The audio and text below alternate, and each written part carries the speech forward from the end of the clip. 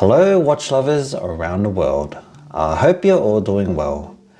With the recent release of the Raymond Weil ART and due to the similar design with the Ingenieur, I've had some viewers ask for an in-depth comparison between the ART and the Ingenieur. Well, my parents always taught me it doesn't hurt to ask. What's the worst that can happen? They can just say no. So on today's episode, we'll put these two amazing watches head to head. I will compare the two watches in various categories and answer the question, is the IWC Ingenieur 5.8 times better than the ART? Watch until the end to find out.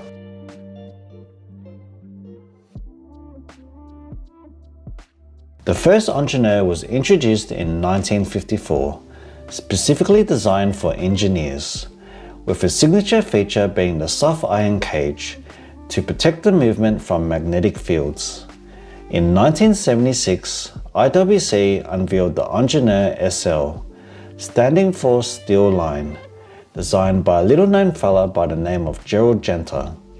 It was a complete overhaul of the watch, featuring 5 screws on the bezel and the integrated bracelet. Since then, the watch was made in different materials and variations. It's also been in and out of the catalogue throughout the years. But in 2023, the Ingenieur Automatic 40 was reintroduced into the catalogue due to popular demand, with a remastered version of the classic Gerald Genter design. The Raymond Weil brand itself has been around since 1976, so they're definitely no slouch. However, the ART model has only just been released this year.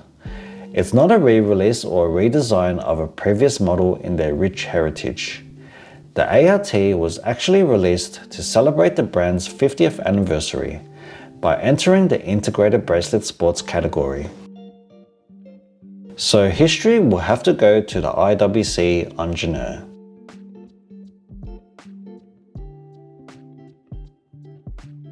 Looking at the IWC dial, there's a lot to like about this watch. The brushed bezel with the screws give it an industrial look. And they're not just for looks, they are used to secure the bezel to the case ring. The stunning grid pattern which gives the dial a lot of visual flair. The color matching date window at 3 o'clock. The symmetrical date numerals. Single digits have a 0 in front.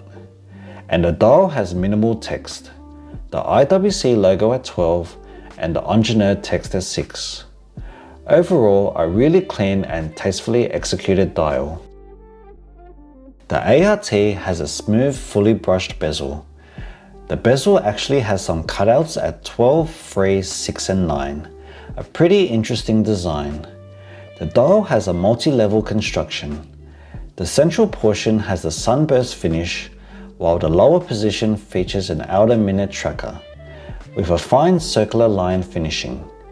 The two levels are separated by a recessed groove. With a non-color matching date window at 3 o'clock, the text is even more scant on this dial, with only the brand's name printed at 12 o'clock. Well, this one comes down to personal preference, if you like simple designs or not. But overall, the IWC dial is more interesting, while at the same time being more clean with the color matching date window. The ART just feels a bit too generic in this category, with no defining feature to make it stand out from the competition. So the dial will go to the Ingenieur.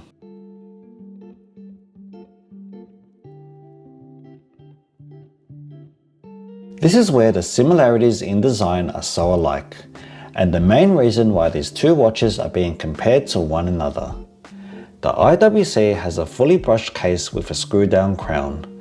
The watch is rated with 100 meters of water resistance. The crown is protected with the polarizing crown guards. The IWC has a soft iron inner case protecting the movement against magnetic fields, making it slightly thicker than the ART. 10.8mm versus 9.95. While the Raymond Weil has a similar brushed case, it has a push-pull crown and the watch is also rated with 100 meters of water resistance. The case does without the crown guards, ensuring it has a symmetrical design. One interesting thing I noticed is when the crown is closed, the crown doesn't sit flush from the side and rear view, due to the case's curved design. This is a tough one. The IWC has the screw-down crown, while the ART has the symmetrical case design, omitting the crown guards. So both pros and cons of each design. So let's call this one a tie.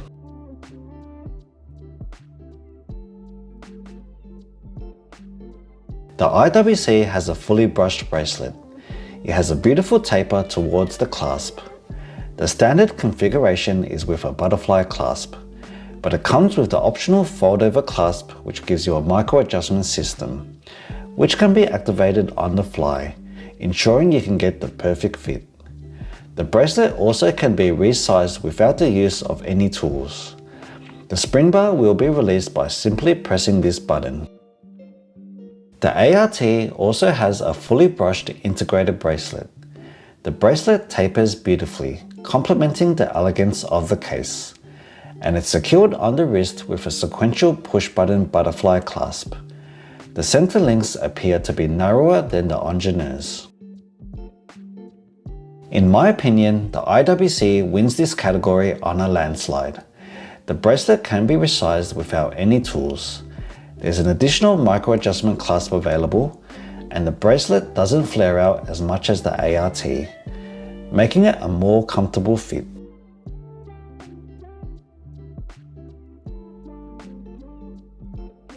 Before we get into this category, full disclosure, I know very little when it comes to movements, so I'll be sticking to the facts.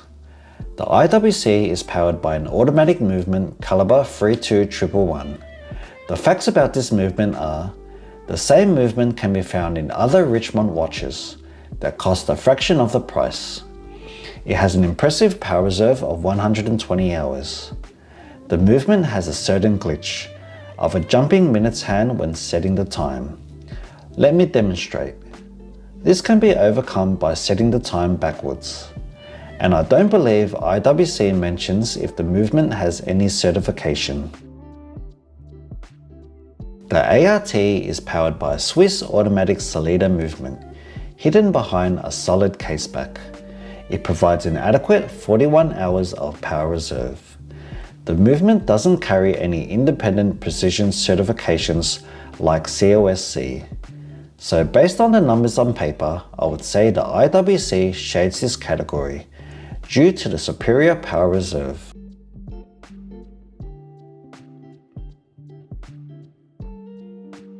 The IWC is super comfortable on the wrist. The case thickness of 10mm plays a role. The watch and bracelet feel well balanced on the wrist.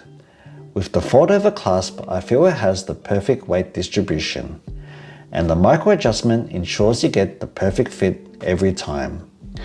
Looking down the barrel, there is some minor gaps at the lugs, which I know some people can't stand, but for me it's okay. The ART also wears really well on the wrist. 38mm really is the sweet spot. Side on, the slim case sits low and hugs the wrist nicely. Looking down the barrel, it wraps around my wrist with no lug overhang in sight. However, I'm not the biggest fan of butterfly clasps, especially those that don't have a micro adjustment system. I didn't get a chance to resize the ART to my wrist, so I can't say for sure, but I've never had a butterfly clasp that fit me perfectly. However, I did hear that the ART offers half links. This is another close one, and I think it will come down to personal preference. The IWC has the micro adjustment to get the perfect fit, but it does have some lug overhang on my wrist, while the ART is ever so slightly thinner and hugs my wrist without any lug overhang in sight. But with the butterfly clasp, it might be hard to get the perfect fit. So let's call this one a tie.